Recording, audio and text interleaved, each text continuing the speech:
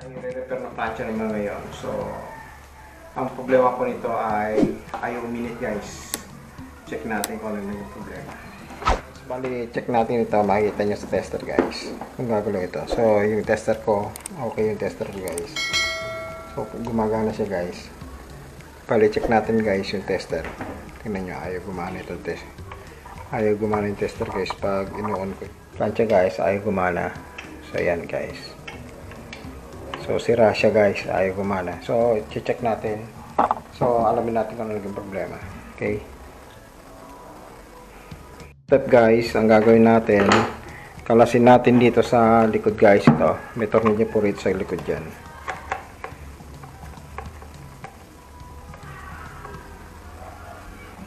Yan. Kalasin nyo lang guys. So, ito, repair ang ginagawa natin guys para kahit pa paano yung hindi, kasi bago pa itong plancha kaysa itapon mo, ayusin natin para hindi sayang guys. Okay. So, simple lang yan guys. Kung meron kayong tester, check natin muna yung terminal guys. Kung gumagana itong terminal. So, naka times 1 po tayo sa tester guys. Naka times 1.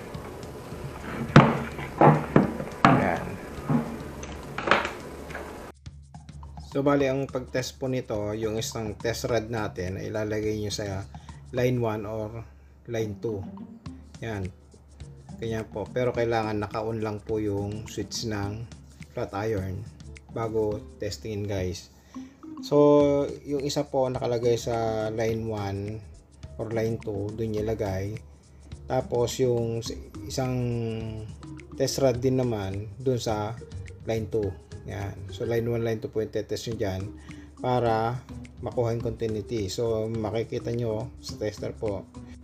Yan. So, buo itong plancha natin. So, check natin yung pinaka tawag nyo muna tatanggalin guys dun sa sa terminal. Check nyo kung grounded o hindi. So, okay guys. Hindi naman siya grounded. Yan. Hindi grounded yung plancha. Kasi makikita nyo rito guys kung grounded. Dahil papalo ito pataas. Yan. So, wala po siya guys. Babody ground nyo. Ganyan po pag-check nyan guys. Balik pa rin nyo ulit. Yan. So, wala guys. Hindi siya umangat. So, ibig sabihin hindi grounded. So, i-check naman natin guys itong kable. Baka mamaya dyan ang sira guys. So, ang pag-check ng kable, yan. Pabaon mo natin. So, kunin mo itong isang line 1 tapos dun sa terminal guys. Check mo rito sa terminal. Kailangan pumalo. Hindi siya pumalo guys. Ayan o. Kita nyo. Ibig sabihin may putol yung kable natin. Yung isang side. So, tignan natin sa kabilang side guys. Yan. Dito naman sa kabila. Check natin yung kabila guys. So, nagkaroon siya guys. Ibig sabihin, yung isang side buo, yung isa putol. So, malalaman mo yan guys kung saan putol ng kable na yan. Yan. Ito sa inyo. So, kailangan naka-on lang lagi guys yung yung naka-on yung plancha mo pag nagtetest ka ng ganito para naka-on yung switch guys ng plancha ito para gagana yung tester guys pag ginalaw mo yung wire. Usually guys dito nasisira yan dito, itong portion na to. Ito guys, yan kita nyo to guys, yan to. So check natin guys, galaw-galawin natin yan. So pansinin yung tester guys kung gagalaw gumana guys yung tester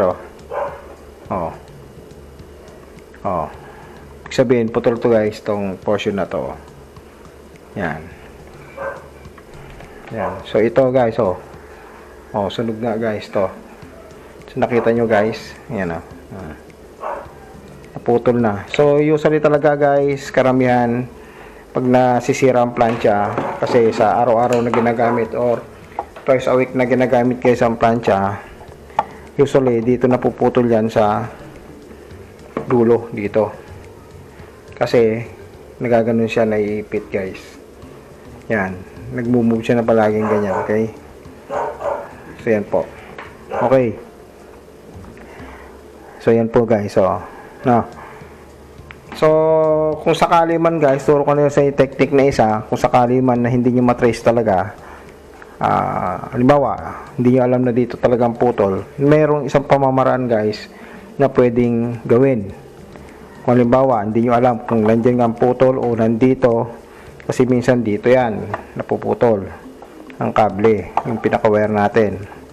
Pero minsan pansinin mo, hindi wala indicator na sunog na ganyan, so siralan talaga na naputol yung wire sa loob, pero hindi mo siya malalaman guys kung saan ang putol. Ngayon tuturo ko sa inyo yung isang pamamaraan kung paano guys.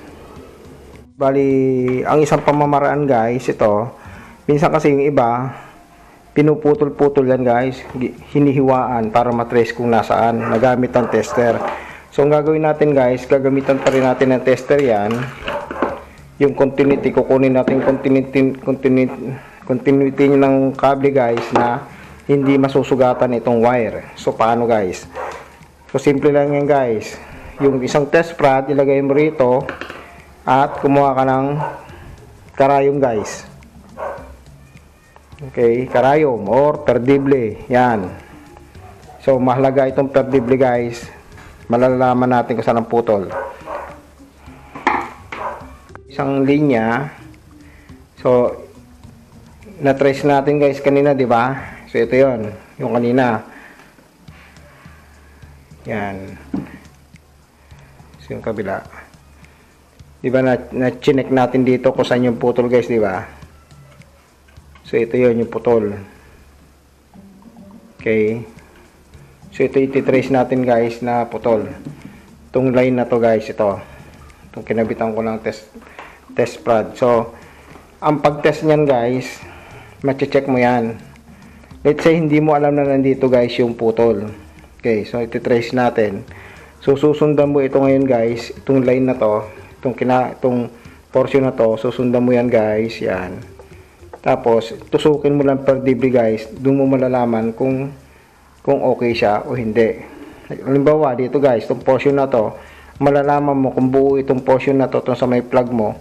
So gawin mo, tusukin mo ito dito, or sundan mo na lang guys dito sa pinakadulo. Yan, sundan mo. Pwede kang tumusok sa gitna yan guys, tusok ka lang dyan guys. Yan. Tapos so nakita nyo you guys yung tester, gumana yung tester ito. Pansinin nyo guys, gumana, di ba? Okay, so kung buo siya, ibig sabihin tignan natin dito sa naputol banda guys.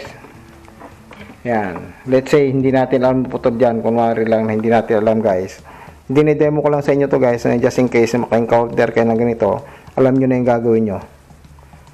Yan, dito tayo sa buo pa. Yan, so gumana. So dito tayo sa lagpas na hindi na buo yung kable, yung putol na. Let's say unknown yan guys, hindi nyo alam ng putol dyan ha. So kita nyo guys, hindi siya gumana.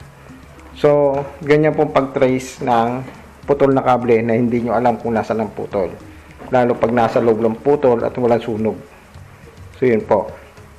So ito, na-trace na nga natin, ito yung putol niya guys, ito. Yan. So idudugsong na lang po natin yan guys. Yan. Sabi mo guys, kumuha ka ng plies. Yan. Yan. Ito kasi guys, mangyayari, para malinis tignan, pag ibinalik mo guys, ipapasok mo na sa loob. Okay? So pag dinugsong ito, dudugsongin natin guys. So yun yung nasunog guys, yung naputol na wire.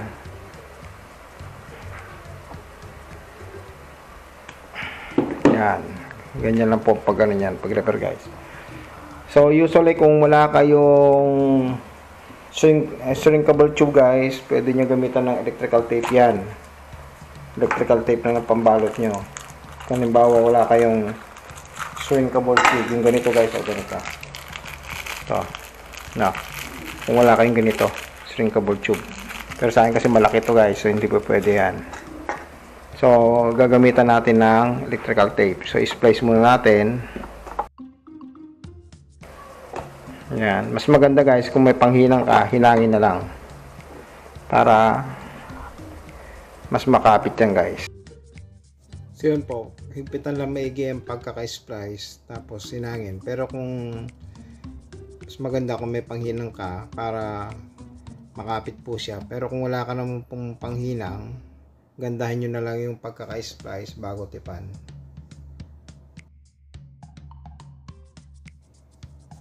So yan, bali ganyan lang po pag hinang yan. Yan. Yan, okay na. So yan po. Bali kailangan mas maganda pag may panghinang para mas makapit.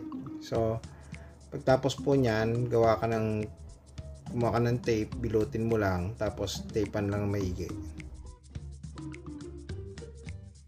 So yun po, kaya binibilot natin tong electrical tape para mas madaling mag-ikot pag in-apply na natin sa wire, lalo pag masikip yung paglalagyan. So yun guys, bali repair po yung ginagawa natin. Yan. So natipan na po natin. Tapos po niyan, bali testingin uli natin yung ginawa natin kung gumagana. So, kunin natin test rod ng tester, tapos ilagay lang sa plug. Then, testingin po dun sa kabilang dulo kung okay na. So, i-check natin guys kung gumagana yung ginawa natin. Tignan nyo po yung tester kung gagalaw siya.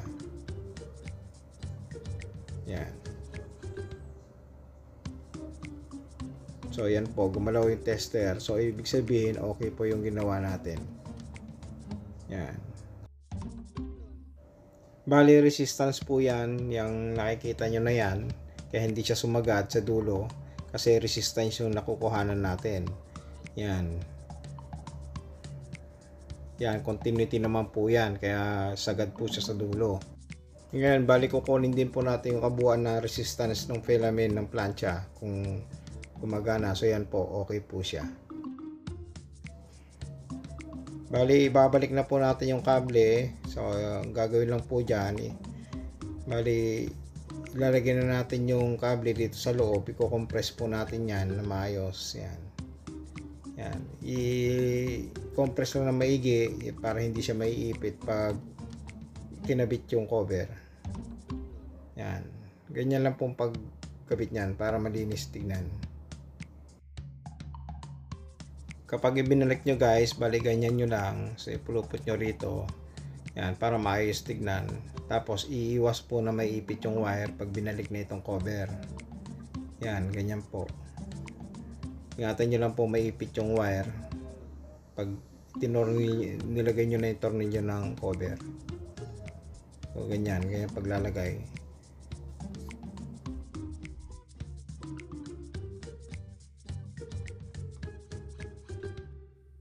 So yun po, natapos na po natin gawin itong plancha.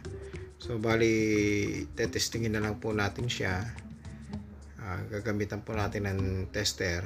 So testerin po natin dito sa pinaka-plug niya guys. Yan. Nagamit ng tester natin. Naka times 1 po tayo. Kailangan gumana po yung tester natin. So ilagay lang po yung test prod dyan sa magkabilang dulo ng line 1, line 2 ng plug. Yan.